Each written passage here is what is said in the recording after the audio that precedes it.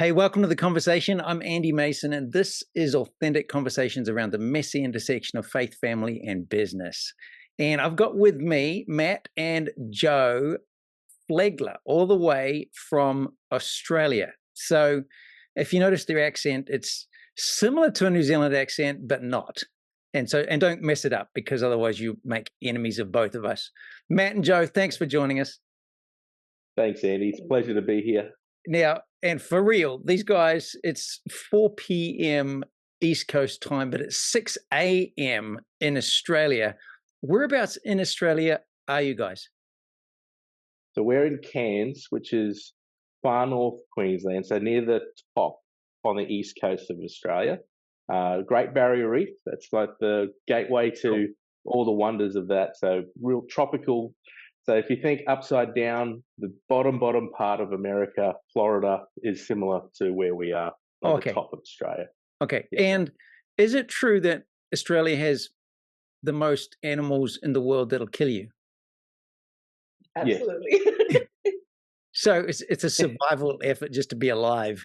So yes, you've got to learn how to wrangle a crocodile and a snake. Yeah, part of your upbringing here. It's just part of part of living here.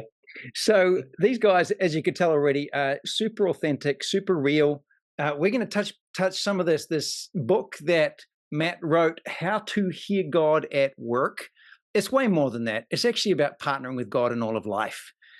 So we're going to unpack that a little bit. You're going to hear about a program that they run with Salt and Life Wealth. Correct me if I'm wrong here, Matt. That Salt and Light Wealth Academy, yeah. Yeah, but I want to go back a little bit. We met first at Bethel's School of Ministry in Redding, California. They came from Australia to do that with their children. But back up a little bit, Matt and Jo, tell us a little bit about who you are, what your background or what your work is. I'll start with you, darling. Okay, very cool. So at that point in time, when we went to Bethel, we had been entrepreneurs and run businesses, predominantly property development, and we had a chain of barbershops on the Gold Coast with 6 of them. We'd been doing that for about 10 years at that point. We had 3 children. So most of our life was running businesses and looking after the kids. We also had our extended family, so our parents very close by, that we were in business with Matt's parents, and then my parents also lived on the property with us. So taking care of the extended family, went through just a really, really hard and rough season, and we really went to Bethel to escape from it all. Just found Jesus in the most beautiful supernatural way. Yeah. So tell us a bit more. You 6 barbershops, property development. You're living, it's not a commune. And I just don't want to use that word, but no, it's a family, all these families living together. There's lots of people. For those that are ignorant of Australia, it's a wonderful country, but it's like a big desert surrounded by a green band and lots of beautiful ocean. And yes. I think, 33 million people in the country? I think probably closer to 30 million. Okay. In a land size that's just a little bit smaller than the United States. Okay. Oh, wow. Yeah. So there's a lot of scorpions and snakes and crocodiles and alligators and so on. So you guys, entrepreneurs background. Matt, if Jo, we talked about, is like a systems engineer. No titles, but she can come in and make things run smoothly, cleanly. How would you define yourself? Me, I'll just say a serial entrepreneur. Yeah. So that's probably the best way to describe. Project manager, again, titles is, I don't know how to describe. I'm just the son of God. That's it. That's best. We'll catch all there. So you guys were in Sydney with all these businesses, and it was a tough time. And I know you wrote about that in this book, How to Hear God at Work. Tell us about that. What was the situation you went through that kind of forced this journey from being would you say a traditional kind of cultural Christian to something that became super real and authentic? Yeah, yeah. The being, growing up in a Christian home, gone to church since I was a very, very young age. So understand how to be a Christian, got that down pat. And being more traditionally orientated, it's like, okay, if I need to be successful in business, I've got to pray more, I've got to read my Bible more, I've got to do more in order to please God. And it's exhausting. Yeah. Absolutely exhausting. And going and then leading, then layering family on top of that, and then business on top of that, it mounts up. Yeah. And when things don't work, then your sort of go-to in that position is like, oh, there must be sin somewhere. There's got to be something wrong. So who's done something wrong? So we need to repent and, do our penance and, make sure our tithes are paid, ahead in advance. We laugh. This was our will. And under that constant weight and pressure that you're not worthy, you're not good enough. You can't, God only blesses you when you're trying to be perfect, and also being on church board as well. That so because if you're successful in business, then naturally, oh, come and serve on our board, come and do this. So you're naturally a leader. But leading up to that, it just kept mounting up, and now we call it the project from hell. Doing a property development project, and nothing went well. Before that, all our other projects went smoothly. They were very profitable, and this one, banks wouldn't even lend us the money. We had banks that we had very good relationship with, that they said, any project you have, we'll happily fund it for you. This one, they just said, no, we don't have the money. Yeah, we love you, but we don't have the money. Like, great, okay.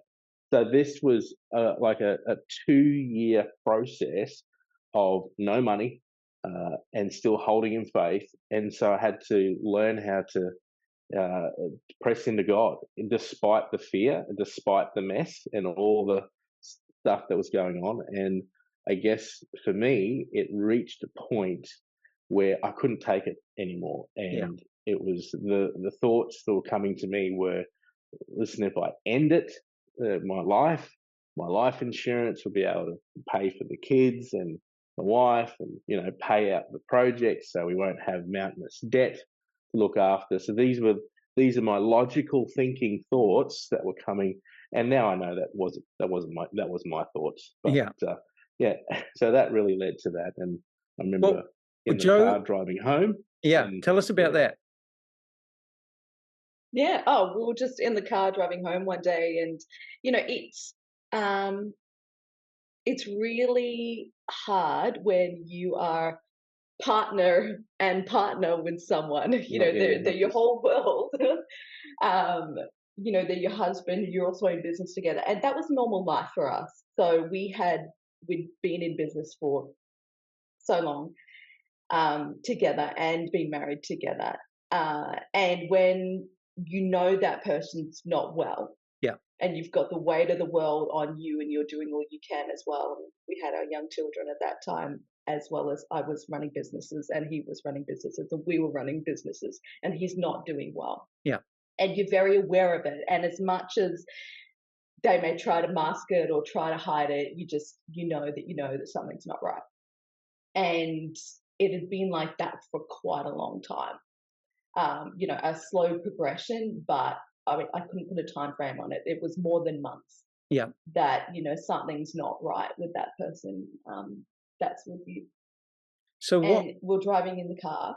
So how do you I'm just thinking, there's people watching or listening to this now, is like spouses or themselves, and realizing, you know what, that's me.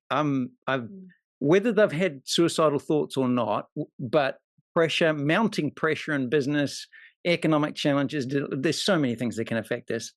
Yeah. What would you say to someone like that now?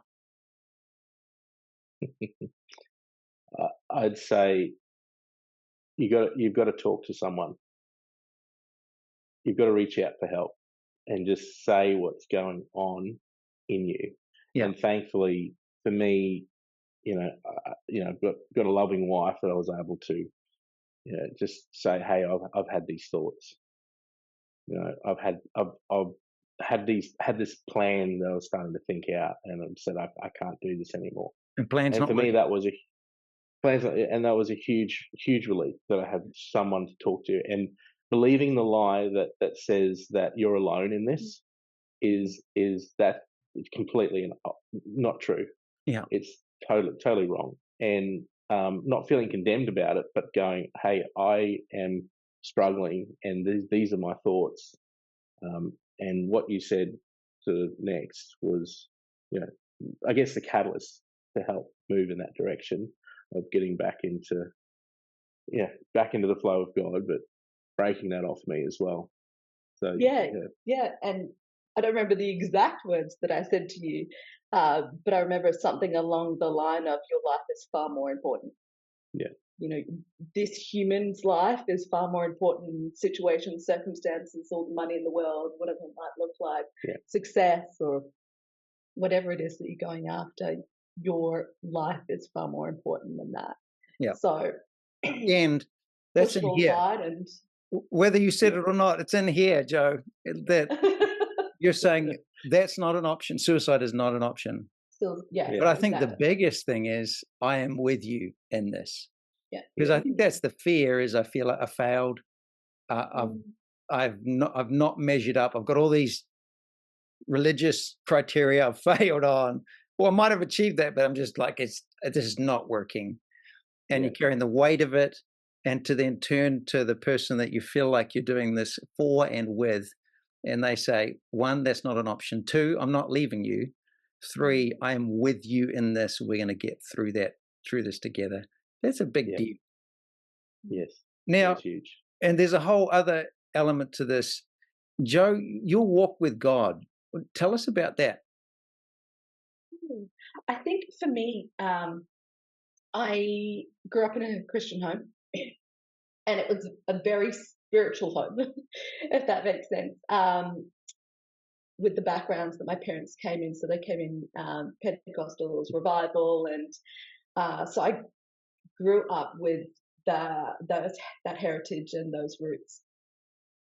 But it was quite dysfunctional when it came to anything and everything else. It was living, so in Australia here we have what's called the dole, so the government benefits. So unemployment. Below the poverty line. Yeah. Unemployment, my parents, that's how we received most of the funds, so under the poverty line. So we love Jesus, but we don't have any money and don't work.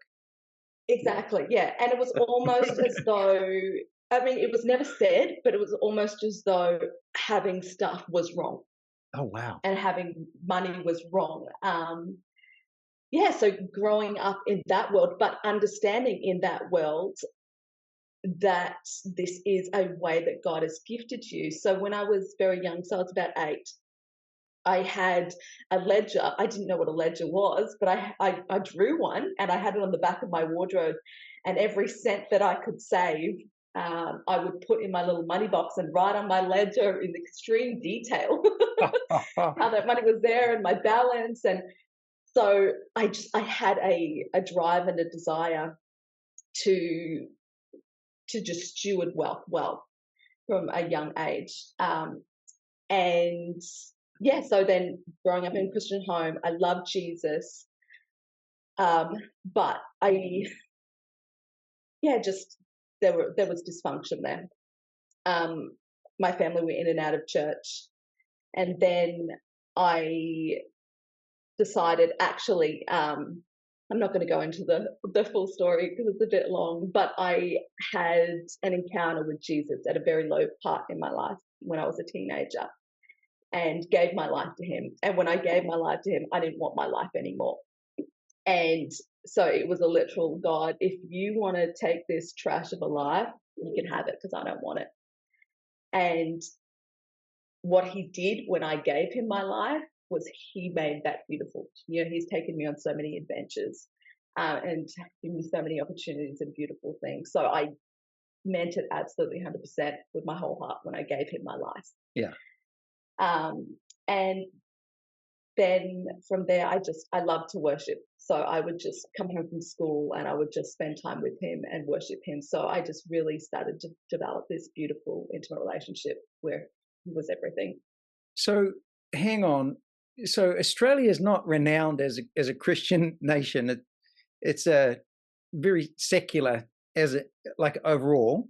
Americans listening to this, where the nation supposedly is 70+% Christian. I think Aussie and New Zealand are similar. Is it like 10%, something like that? Yeah, I think it's probably more like about 20-30%. Okay, probably Christian. Yeah. So you're in this really interesting dynamic growing up, but is there someone mentoring you? Is there someone discipling you, or is this like just a gift from God? No. It's just a gift from God. Gift from God. I guess,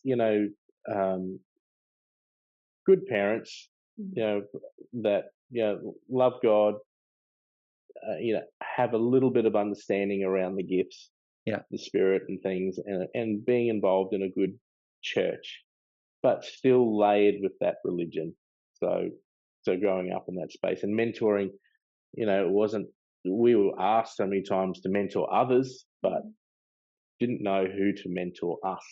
Yeah. So that was, and feeling alone in that, even going along to, even Christian business network meetings, breakfasts and things, and still even feeling alone. It's like everyone's, here's my card. It's just like, okay, great. Everything's very sort of plastic and on the surface, not getting down real, and let's have real talk. Let's have a real conversation about, that discipleship heart behind it. Like, hey, let's be real. Let's get behind the scenes and see what we need to do to make life beautiful. So in spite of all of that, and this is what I love about the story, it's messy, but God is good in the middle of it. And it's almost like he knew your heart. And so for you, Jo, that looked like worship. And you were talking about hearing the voice of God. We're going to come to Matt in a moment. But for you, like, what did that journey look like? And how did you know you were not just hearing something else? Yeah. So just circling back to touch on what you were saying about a mess. I had a revelation one day. Jesus was born in a stable. It's a mess. He was born into an absolute mess. Yes. And he's not afraid of your mess. I think, I was trying so hard when I was growing up to present something that was worthy of him to him, not realizing that he was prepared to go and sit in the mess with you and birth himself. Choose that of all places to birth himself, was right in the middle of a mess. So he can take any messy situation. Yeah. So, sorry, Eddie, I forgot the question. What was the question? How did you hear God? Did I hear God? Yeah. Yeah. Okay. So for me at that time, I didn't understand really that I was hearing God. I just thought it was normal. So it was normal for me to, when I was worshiping him, to feel peaceful. And so that's what I would do. I would just worship him to feel peaceful, because there was nothing else in my world that was making me feel peaceful at that time. Yeah. And I just wanted to feel joy, and there was nothing else really that was making me feel joyful at that time. And I knew it was good to do that. And so I'm that person who has, preachers come and someone gets pulled out of a crowd and they say, you're gonna teach people how to prophesy. And so I had that happen to me over the span of 7 years. I had it happen to me 3 times.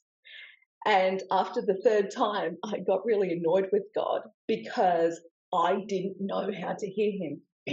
And over those 7 years, I was just like, when it happened the first time, I'm like, yep, great, God, I'm ready to go. Whatever you want to do, I'm ready to go. Come and puppet me. This is how I thought it would happen, right? I thought God puppets you. Put you on like a glove. Now I reckon I understand there's some truth to that, but I was waiting for these moments where God would puppet me and the oracles of heaven would just flow. Yeah, like But take over, like the prophets of take old. over. Yes, exactly. So that's what I was waiting for. I was waiting for these moments. So living for, I suppose, prophetic moments. And they would kind of happen from time to time, but I definitely did not understand them enough to ever be able to communicate it to someone else. And so after the third time, I came home a bit frustrated and like, okay, well, I'm going to have to start learning. I'm going to start educating myself on what this looks like. And that night I downloaded Chris Valentin's School of the Prophets. Yeah. And that was kind of what started it all, just going after what does it look like to hear God. And then understanding that, life is not about, hear this in context, but life is not seeking those moments. It's understanding that you are a prophetic person and it's an everyday walk with him where you can hear him. So it's who you are. It's not about and Matt, you were saying it's accomplishing or try to tick the box. No, it's about who you are. And at the same time, it's about growing and developing. And anybody can do that. Like both of your examples of, well, no one mentored me. But then you got to the point of pain and frustration. It's like, well, there's got to be something out there. Yeah, there's actually some really good resources. And you mentioned Chris Valentin and Dan McCollum's School of Prophets. Yeah. You download this. And what did that do? Did that give you language understanding in terms of understanding and hearing God's voice? What was that like? Yeah, I think for me, it made it accessible. And it gave me a grid, it gave me language, it gave me understanding to what I thought was just me. Like that's just, some people would use the word intuitive, the way that I was intuitively operating. And and it really just started that journey, a whole lot of hunger there, stirred things up. It made me feel normal, if that makes sense. It was like for the first time I kind of felt normal. So growing up in a spiritual home, it was kind of like there was a demon under every rock at some point. And I think one thing that I don't know that I learned it through that book, but our time at Bethel was Jesus went around doing what he saw the Father do. Yeah. He wasn't chasing after everything and going against everything he saw the enemy doing. And sometimes as we live Christian lives, we can just be trying to counteract what it is we see the devil doing, rather than stepping into that to that ease and that lightness and the joy of just going about doing what we see the Father doing. Yeah. So in the book, Matt, you talk about there's 4 languages of primary languages of knowing, hearing, seeing, feeling. Jo, what is it for you? For me, it would be feeler. Yeah. Like, as I said, I was led by that feeling of peace. I was led by the feeling of joy. Yeah. I should have worked that one out. Yeah. Peace and joy. So you would, how does that practically look in your work and in your business? Yeah. So I think my foundation is that I feel things more. So I tend to feel what's going on in the workplace a lot. And I used to kind of shut down. Like if I was in a workplace environment and I felt there was negativity or backbiting or something like that, I would kind of go into myself and recluse a little bit because it was painful and I didn't want to be a part of it. But now understanding that you're the thermostat, you're not the thermometer, like this is a gift to be able to feel what's going on and understand what's going on. It's information. So receiving it as information rather than internalizing it. And then what you choose to do about that. So really practical ways, if you're feeling negativity in the room, is to just walk in and be joyful. Is to be in that opposite spirit. It's to sit and connect with that person. If someone you just know is just that person, well, go and sit down and have a conversation with them and look them in the eye and be that person that's willing to see that person in front of you rather than label them as an XYZ. Just really partnering with God in that and saying, there's things you can naturally, intuitively do, like just be joyful, etc. But then going after it with God and saying, God, what do you want me to do about that? Sometimes he might say ignore it, and then other times he'd be like, I want you to do Do the whatever it opposite. might be. Yeah. That's great. That's real simple. Be the opposite when you feel it, which is a workplace that's critical, backbiting, negative. Oh yeah, that's probably a lot of workplaces. So there's plenty of work to do. Matt, what about you? So background, and then, I mean, tell us what happened in the story. We got to the point in the story where you're like overwhelmed. There's millions of dollars of debt. You don't know what to do, and finally you have a conversation with Jo, who says, "Oh, honey, I'm with you. We're going to get through this." It's almost like this come to Jesus moment when all of your good works were just insufficient. You find out you really do need a savior. Yeah. Tell us about the background in terms of what you go up and then how you hear the voice of God. Yeah, cool. So that night, so that was the end of work. Got home, I just felt so defeated. Even talking about it, it wasn't like, oh yes, now I feel amazing. I still felt defeated. I felt so just down and out. I laid on the couch in the lounge room. Joe's like, no, I'll get dinner. I'll get the kids. You just relax. And I just laid on the couch, and I just felt I wasn't even low enough. Like just that condemnation of I'm not even low enough. I'm on a couch. Yeah. I had to lay on the floor that I could be low enough. I laid on the floor and I heard, and now I know it's God's voice. I heard God yell and say, "Get back up on your faith."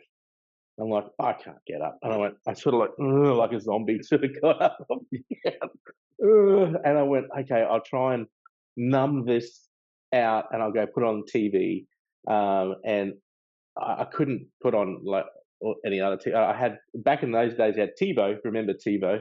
So pre-recorded. So we had one of the TV evangelists that, we'd record. So I went, oh, usually that makes me feel good. So I'll watch this. And the normal guy wasn't on. It was his like brother-in-law or something. And I was just fast forwarding to get it started. And they went, oh, here he is. He started his message, press play. And he's there right in the camera. And the first thing's out of his mouth, he says, "Get back up on your faith." And I'm like, wow. Pause it. I'm like, what? So you're lying on the floor. You're feeling like a failure. You can't get low enough. And you have this internal or external voice. It was an internal voice that said, "Get back up on your faith." And it's loud. Get back up on your faith. Yeah. Was that get back up on your faith? That's hilarious. You wouldn't normally think like that. No. And then you turn on the TV and there's a guy at that same thing saying, "Get back up on your faith." Okay. Yeah. Now you got God, you got my attention. You've got my attention, God. And I listened to it, I watched it, I'm like, okay, that's cool. Still feeling bad. Went to bed.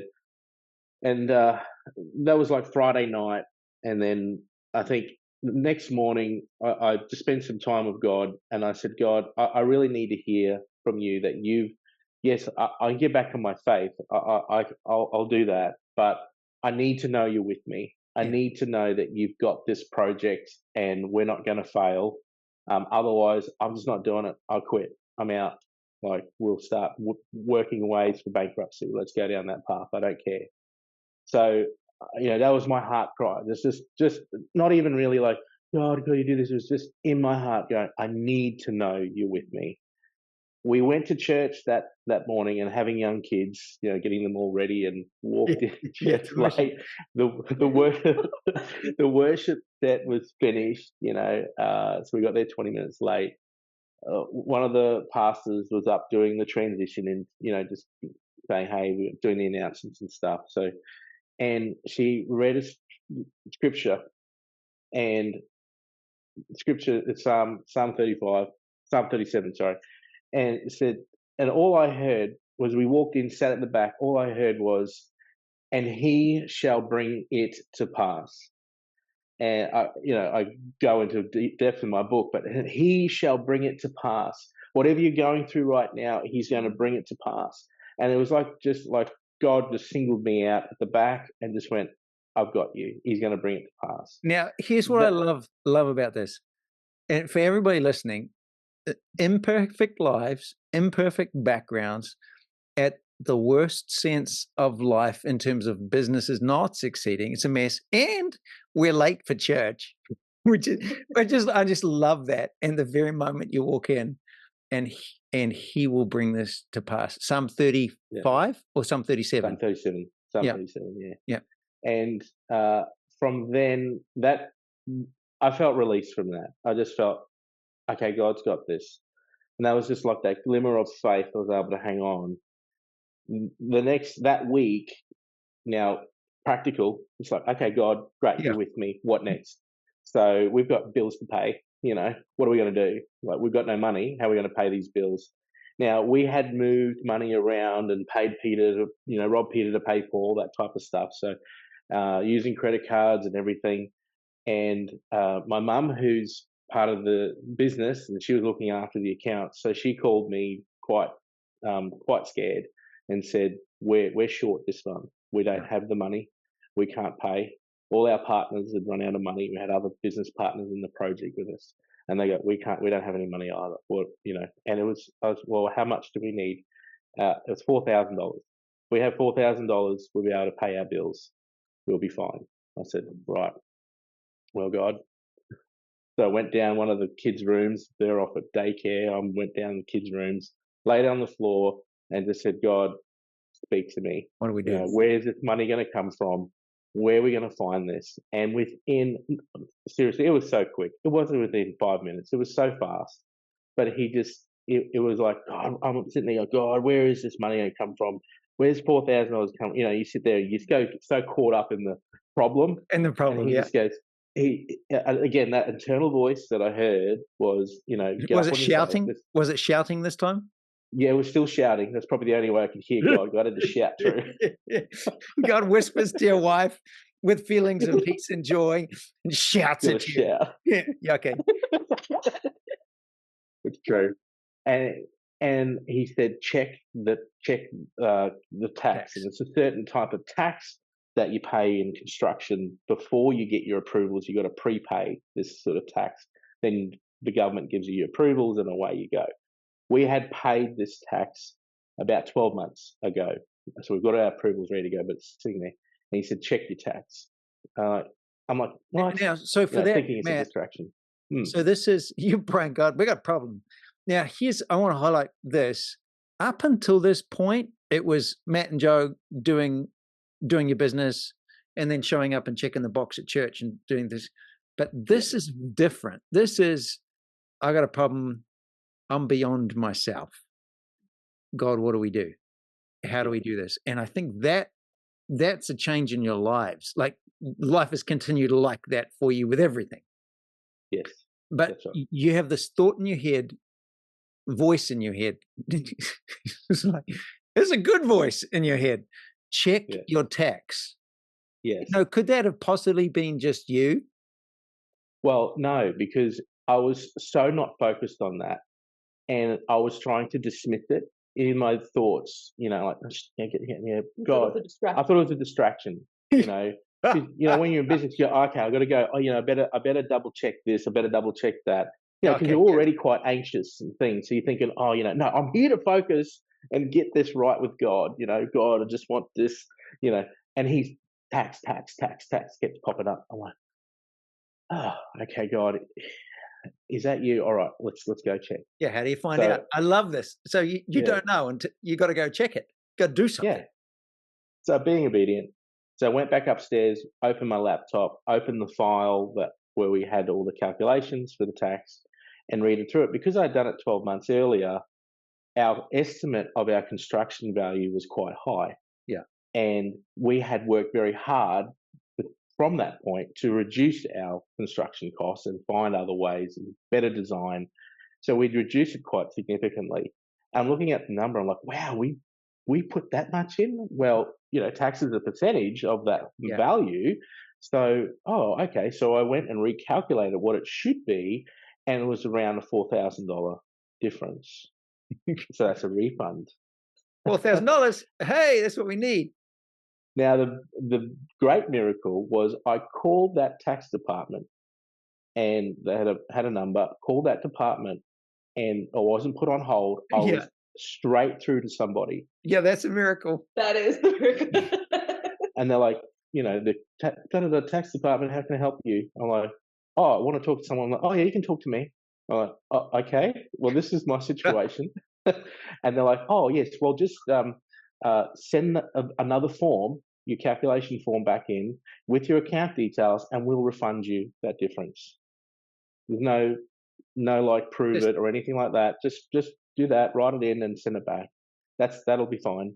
I'm like, well, how soon do we get that money? I'll make sure it goes in today's pay run. Unbelievable. That I've never heard of a tax department doing that. Now, was that Like, city tax, like it permits and was so on? state tax. Yeah, so we know it's a state. Yeah. This is awesome. So, did the significance? Wow, God is real. He is with me. He's speaking through the television, through the pastor, through feelings. For Joe, it's through sense or feeling. Through you, it's like audible. It's this hearing. Yeah. What did that? Did the wow, God speaking. Was that significant for you? Very much so, because it was like, oh, God, you actually care about my business. Yeah. You actually care about what I do. I thought, well, I have to worship hard, pray hard, Bible it all the time in order to, that's how I please you. But God was more concerned about me and what I did, and was so involved. And I believe the lie that, well, as long as God's will for your business is doing this particular thing, then God will bless you. It's like, well, yes, it has there is some truth in that, but if things don't go well, what's your go-to? It's like, well, God's not blessing me, so this mustn't be God's will for my life. I'm out of God's will. It's like, so for me, it was like, oh, God, and to go through like 2 years of hell in this, thinking that, well, God's not blessing me because it's not God's will for my life, and we're being greedy or something like that. I'm like, well, we're not. We have so many different charities we give to, as well as the church, and being very big benefactors. And to have that realization that God is with me amidst the mess, and He loves my business more than I love it. Like that, and like, oh, okay. That, to me, that took some time to process. Yeah. But and then for me, it just set on a course of, I want more. Yeah. I've got to know more about this. I'm loving this. Here's the 1, 2, 3 for people listening. It's got you in a mess. Number 1, ask for help. And Matt did this first to Joe, but Joe then did this. You did the same, Joe. You asked for help, and you tracked down Chris Vallotton's School of the Prophets. So it's ask for help. There's people around you with whatever you need. Number 2 is asking for help of God. God, help. And He answers. And then number 3, do it. It's just like, do something. Don't just ask. It's like, wow, I think everybody can do this. Fast forward to what happened. Like, I'm assuming that this continued, like these little steps. You ask for help, God answers, you're interacting, dialoguing you're going in relationship with Him. You're acting these things out, taking steps, doing what you need to do. How long, and what was the outcome? So it was still a journey from there. It was at least, we were contending with the banks to get our financing so we could go and build the project. So it's just a bare block of dirt, and waiting for construction machinery. Once you get your funding, then away you go. There was still no hope, I guess, in that space. Like, what? So again, learning to partner with God, I'd say, God, what do I need to believe about this project? So over a course of a few months, He changed my belief around it, and it was through what I call faith pictures. So I would see a picture of the land with construction machinery working on it, and the key was, I saw in this is in my imagination, I saw this faith picture of machinery, and there are orange and yellow coloured machinery there, and they're all working. I'm like, well, that means we got our funding. God, yes, I received that, Lord. Let's get this going. Nothing. Crickets on the other end. It's like banks are like, nah, not dealing with you. And then fast forward, we keep working, we keep being diligent, keep chasing up. And then the next picture that came was all the roads are finished. We do land subdivision, so the roads completed. That's done. Well, surely, because that's our work kind of done. That's the end. Like that's maximum. All the construction funding's finished. So still nothing.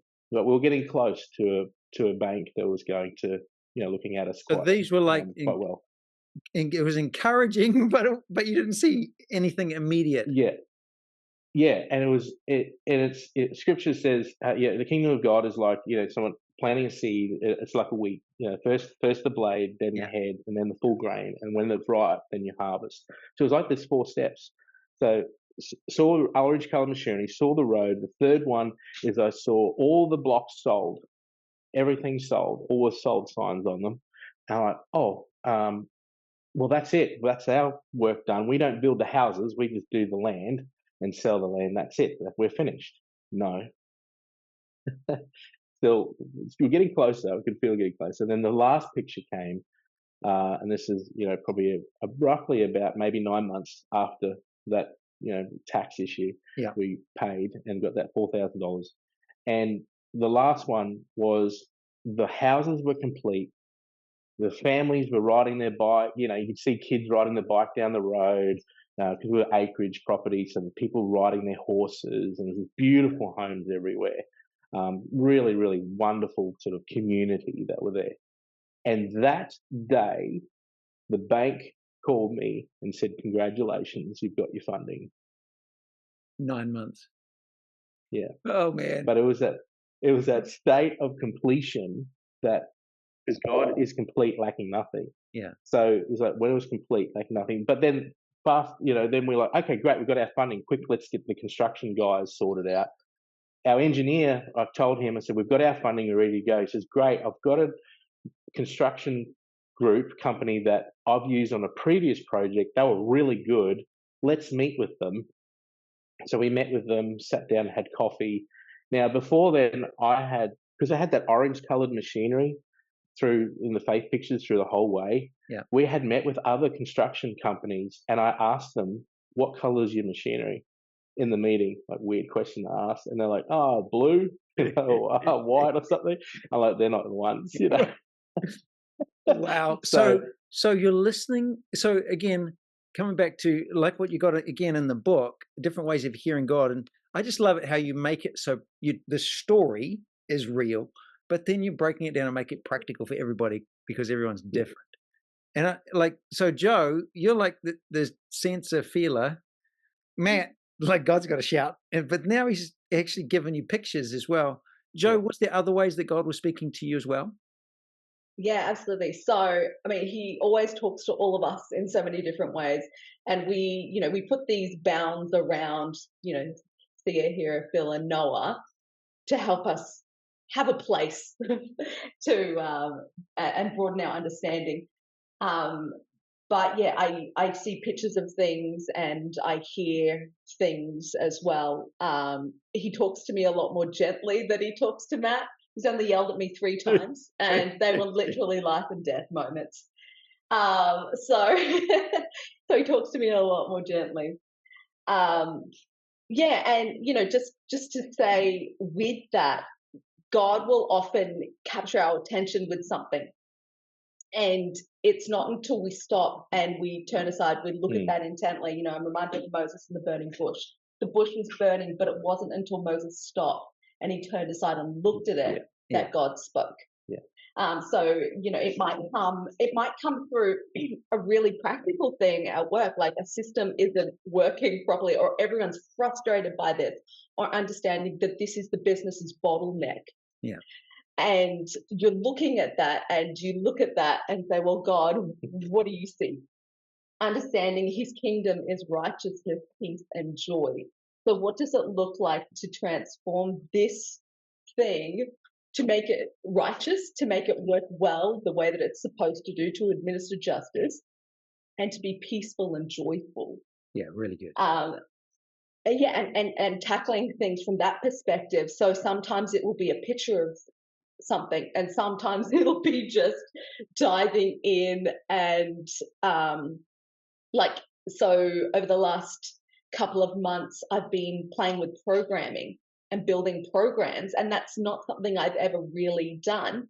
You know, I've done a lot in Excel. I work in finances, so I was wanting to build a filing system, a way of automating our filing, because of one of the girls at work came to me and said, "This sucks.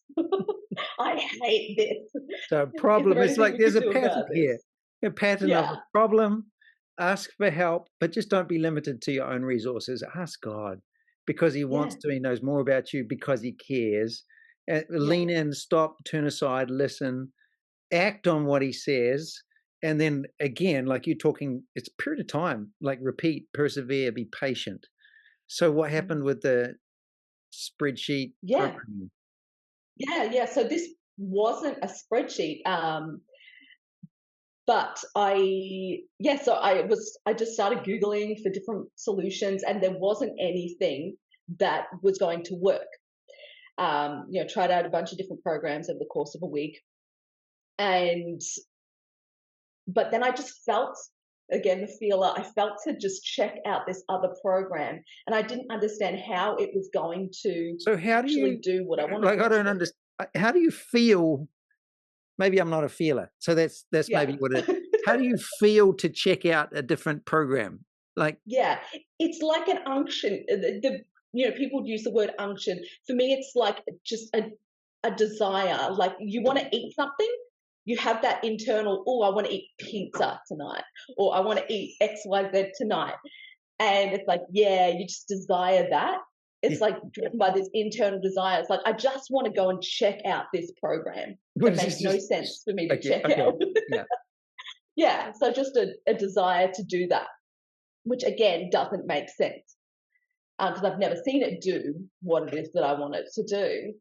And I'm in there, I'm just playing around, typing in words that are related to what it is that I want to do. And anyway, there's this one thing that pops up. I'm like, oh, what's that? Go into another thing, start looking into that. And then I realized that when I've been building these quite elaborate spreadsheets that I build, I had been learning coding language without knowing that I'd been learning coding language, and then realized, hold on, this applies over here in this. Oh, yeah, I know how to tell something to do that, and start writing this code. And then, yeah, within, it was 2 days, 2 days from the beginning of that process to the end, that I built this prototype that worked. And I'm like, oh my goodness, this is amazing. Now And now that's what we use for our filing. So, wow. So God even knows programming. yeah. Yes. So I mean, I love this story, and again, I'm pointing again to the book, because people can get this. Where do they get it? So on Amazon. So you can get it Amazon, even Australia, Amazon, Yeah. Amazon everywhere. Amazon the States. It's How to Hear God at Work. It's way more than a transaction. It's a relationship that just changes life, and that's what you two live out. But tell us briefly. You didn't just write a book. You're living this yourselves. It's the two of you, not just the guy, or it's usually the girl is the sensitive spiritual one, and the guy just is the thug that needs God to shout at him. But I'm loving this story. It's both of you together. You're super authentic. You walk this out, and I know the students that have gone through your course that you're training people to do the same as you. Yeah. Tell us about this program and how people can find out more about it. Yeah. So Salt and Light Wealth Academy. So we go through a process. It's roughly 16 weeks that we take. And in that time, it's learning to hear and partner with God. It's getting your identity right, breaking off those barriers. It's understanding who you are and whose you are. And then generally what happens in that process is seeing financial breakthrough. And and we're seeing so much like businesses being put back where they need to be, on the verge of bankruptcy, and being similar to what our story, and coming back to where they should be. So in that, we only have a small group of people that we walk with, and we don't take everyone, but it's just that because we want to make sure that vulnerability that we foster, Yeah. that's how you're free to ask for help. You also get the right help, asking God and going through that process, and then walking out. Okay, what does it look like to partner with God? What are the practical steps I need to do? So great, I get the voice of God. That's great, but now what do I do about it? Yeah. And having others in that space and leaning in as well is so powerful. I love that. I love that you're getting back to, this is not just a transaction. This is not just about, hey, get a 7-figure business. This is about reestablishing who you are, who you're born to be, walking that out on biblical foundations that's in truth. And it's actually doing what you two didn't have. It's a mentor, it's a guide, both the personal side plus the training, which both of you got together. You're saying you got some of that from Bethel School of Ministry. You get that from all over.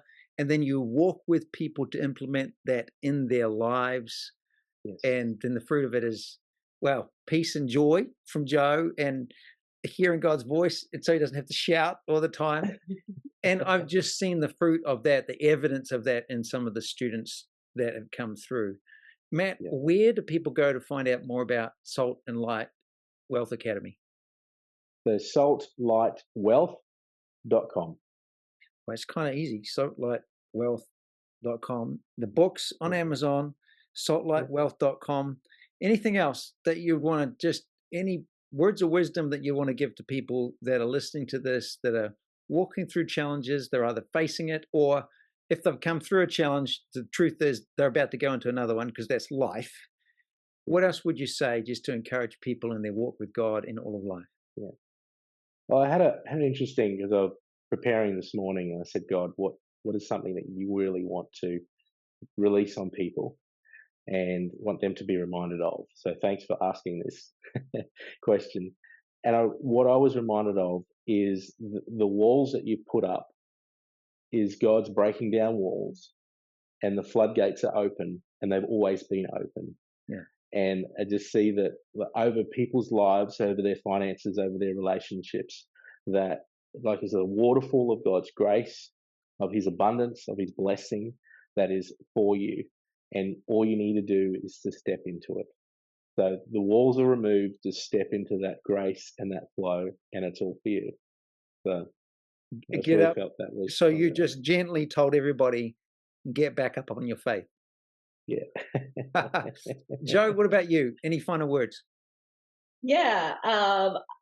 It was interesting as we were getting ready earlier today. It was a specific person that God showed me. It was someone in Louisiana, and they were driving in their vehicle listening to this. And they've been questioning why it is that God put them on this earth. Yeah. And I just feel that there is a release of identity over that person. Like God is going to begin speaking to them about the reason that he put them on this planet. And they've been waiting and they've been searching for this. But yeah, just he's releasing something over identity and the way that he's physically made you and the way that he's spiritually made you, and not by accident. And that he has a plan, he has a purpose for your life. So cool. Oh, I agree. Thank you, Matt, Joe. People, grab a hold of How to Hear God at Work. Grab it on Amazon. And don't just get it, apply it. Walk out this. And saltlightwealth.com. Check that out. You'll find out you can connect with Matt and Joe. Thank you so much for joining us.